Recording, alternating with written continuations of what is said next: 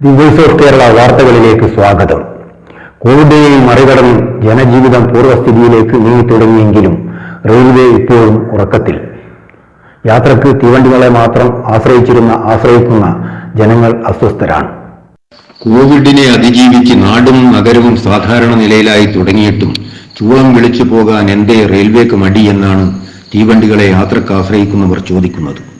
19 മാസമായി പേരിന് മാത്രമായി ചുരുങ്ങിയ ട്രെയിൻ സർവീസ് പഴയതുപോലെ ആക്കാനുള്ള ഏർപ്പാടുകൾ ഇനിയും എന്തിനു വൈകിക്കുന്നു എന്നതാണ് പ്രധാന ചോദ്യം. പാസഞ്ചർ ട്രെയിൻ ഉൾപ്പെടെ എല്ലാ തീവണ്ടികളും ഉടൻ പുനരാരംഭിക്കണമെന്നാണ് തീവണ്ടി യാത്രക്കാർ ആവശ്യപ്പെടുന്നത്. സ്വകാര്യ ബസ്സുകൾ കുറഞ്ഞതോടെ തീവണ്ടിയിൽ യാത്ര ചെയ്യുന്നവരുടെ എണ്ണം നാൾക്കുനാൾ വർദ്ധിക്കുകയാണ്. എന്നാൽ അതിനനുസൃതമായി റെയിൽവേ ഉണരുന്നില്ല. മൈമൂരിലും മംഗളൂരു സ്പെഷ്യൽ ട്രെയിനിലും മാത്രമാണ് റിസർവേഷൻ ചെയ്യാതെ യാത്ര സാധ്യമാകുന്നത്.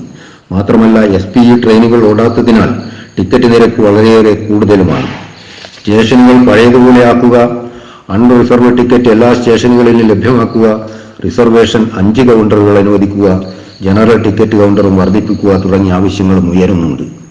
കണ്ണൂരിൽ നിർത്തിയിടുന്ന മൈമു, എക്സിക്യൂട്ടീവ്, ജനശതാബ്ദി, കോയമ്പത്തൂർ, തൃശൂർ പാസഞ്ചർ ട്രെയിനുകൾ മംഗലാപുരം വരെ നീട്ടണമെന്ന അഭിപ്രായങ്ങളും ഉയർന്നുകൊണ്ടിരിക്കുന്നു.